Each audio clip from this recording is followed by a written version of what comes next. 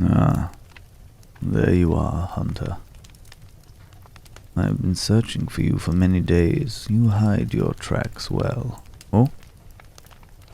No need to point that at me, friend. I know it may be surprising for me to come up to you in the woods like this, but I am a friend. Thank you. Now, I should introduce myself before sitting down at your fire. I am Johann. Yes. I know you are a foreigner to these parts, but I know that you come with good intent.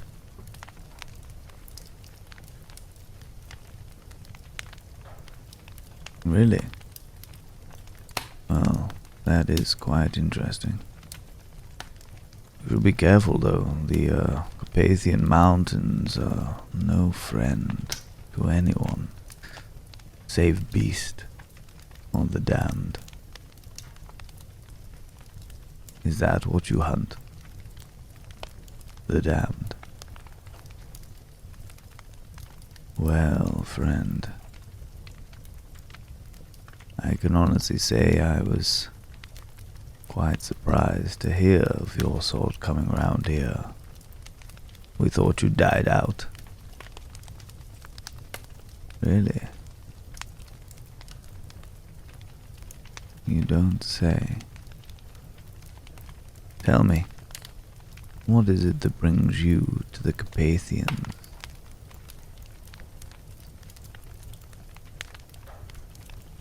Well, I'd say you were a fool, but that look in your eye implies that you may have one or two tricks up your sleeve. I mean, I won't lie. You certainly have beauty on your side. It's rare that I see a hunter of such skill, without scars across their entire body. Myself? Oh, I was once like you. Once. But one too many sleepless nights have left me to, well, pursue alternate career paths, shall we say. Now? Yeah. Now I write tales. I tell the tales of those like yourself who hunt the damned. I am surprised, though. A crossbow. I would have thought you would have got with the times and bought a rifle. Or those silver bullets. No? They're nowhere near as effective, you say. I suppose, in these parts. Silver will only do so much. Nothing quite like the old wooden stake, wouldn't you say? Yes, of course. The problem with that is you have to get close, and closeness is not what one wants with such beasts.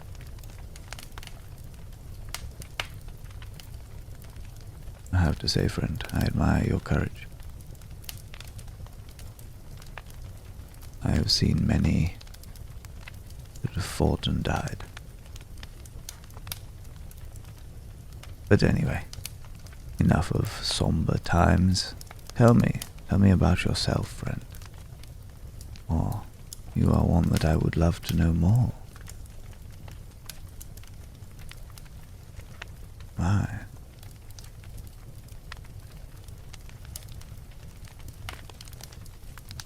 Really? I honestly would never have guessed that.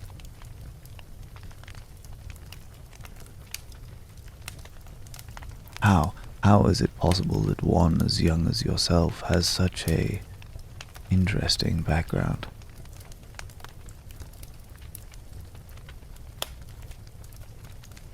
What? You don't trust me? I mean, I can't say that I blame you. After all, I did come up unannounced to your camp here in the woods, with not so much as a, you're welcome.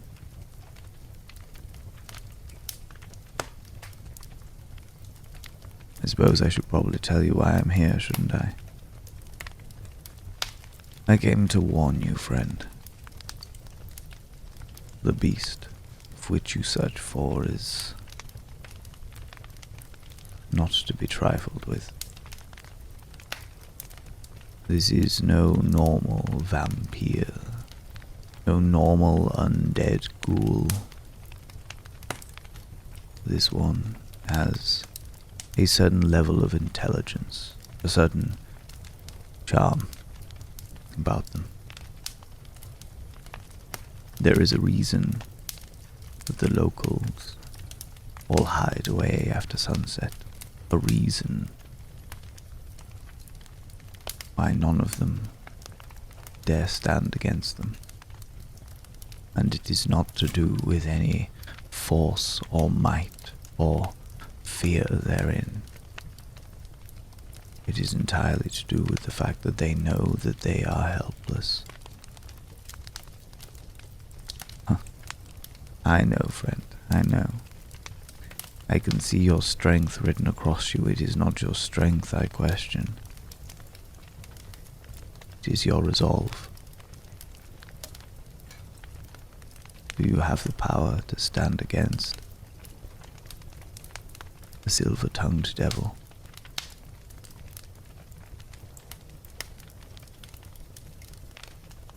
Well, I appreciate that, friend. It is a rare scenario I meet one as confident and courageous as yourself, especially one so young.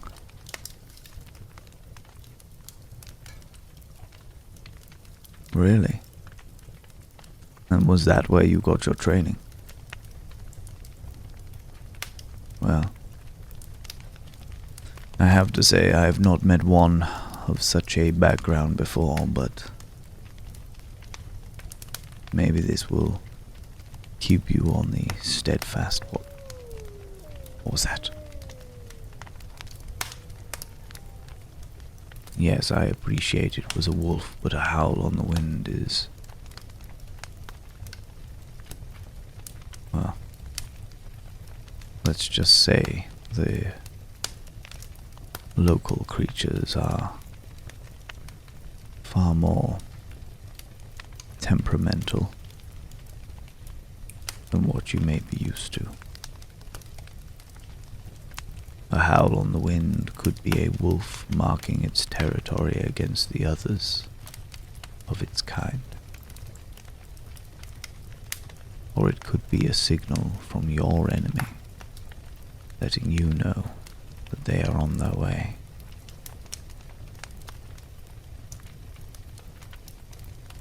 But enough, friend. Let us not dwell on the mysteries of the night. Would you like some wine?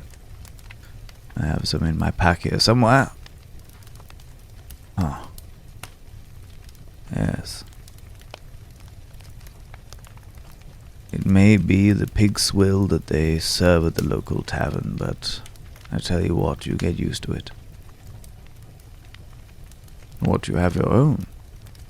What is this you bring me? Really? I can honestly say I've never tried something like that. Please, do you mind?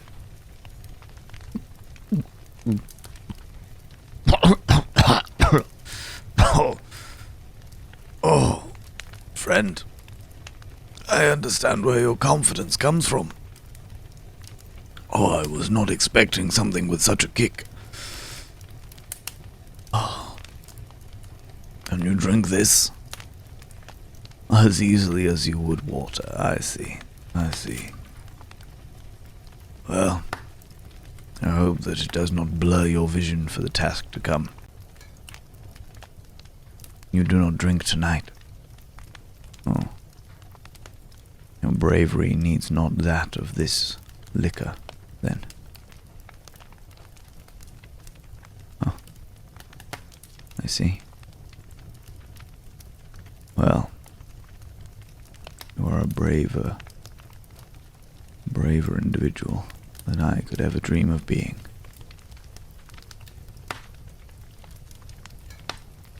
For when the devil wears the face of an angel,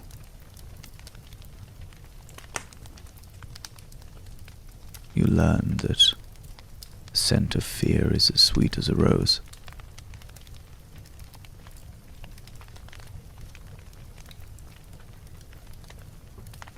But enough, friend. Tell me of your past. Tell me of something beautiful.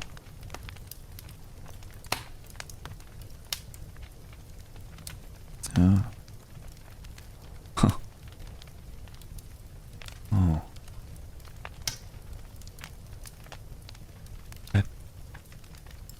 No, please go on.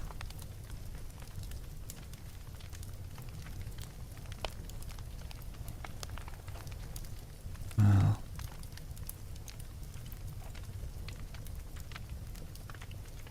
really?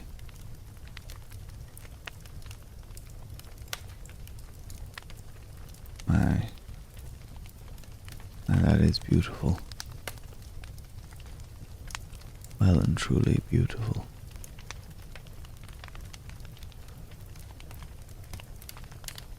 Well, I appreciate you for the telling, friend. What, my turn now?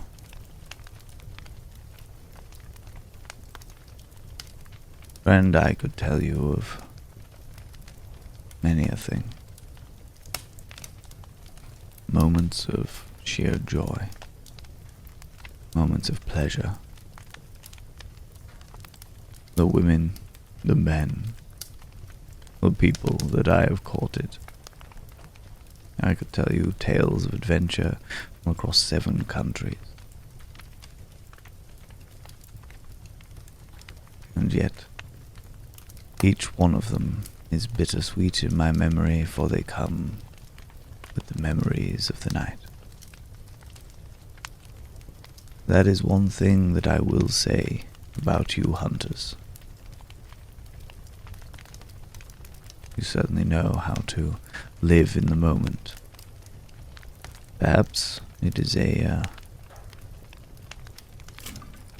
element of the danger that really makes us embrace life. The knowledge that life can be ended at any moment, or worse,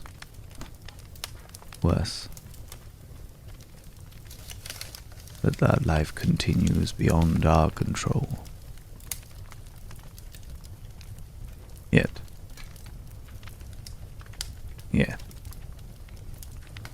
it is that living in the moment that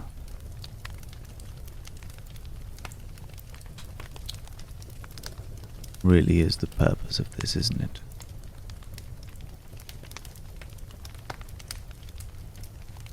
You fight. They die.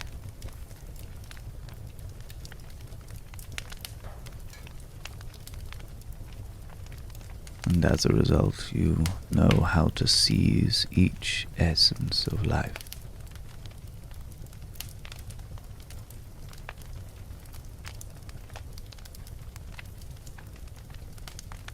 Perhaps that is the difference between the hunter and the hunted.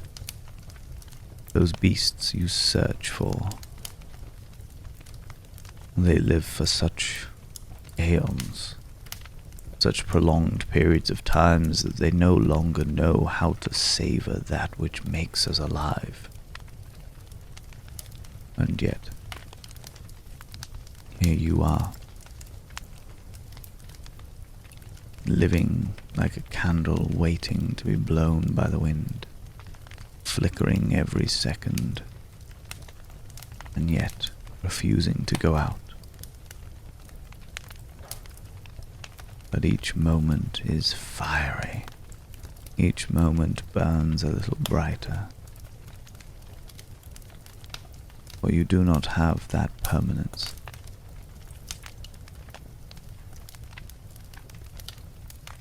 I admire that in you, friend. I admire that flair, that tender joy.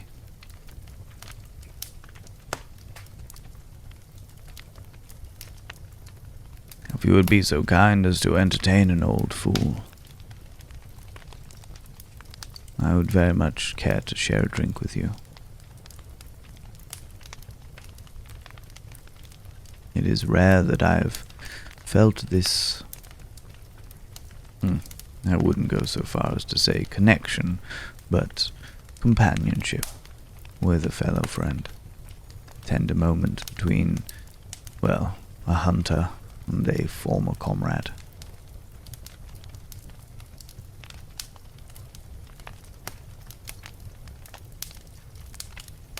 Yes. Well, providing I am here to live through this endeavor, then yes, I will write your tale. Although, who knows? Perhaps by the end of it, there will be elements that will be worth leaving out, shall we say.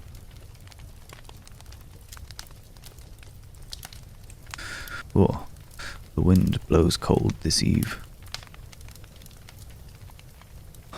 and there is little moon to light the way. Not that you would see the moon in amongst these trees anyhow.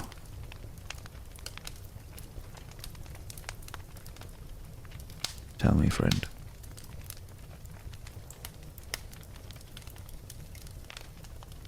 With someone such as you who lives life so very close to the edge of death, someone who savors the moments that make us alive, that joy, that tenderness, tasting every sip of sweetness that life has to offer. Why? Why do you put yourself in danger like this? Why do you push yourself to protect those you don't even know? Why? When you could easily become indulgent in the hedonism and live life for the pleasures that you know so well. Why dare to potentially sacrifice all of that? For what? Strangers.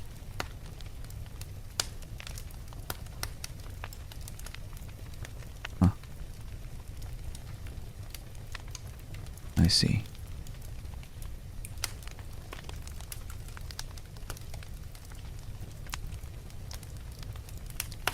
You know, some may call you noble. Some may call you a fool. Myself, I have not yet decided. And who knows, maybe by the end of all of this, I may have made up my mind. For now, friend, come, share my blanket. There is no need to fear the devil if you're going to die from a chill. Come, we need you fighting fit for the morrow. This was The Hunter, read by Eric Vaux.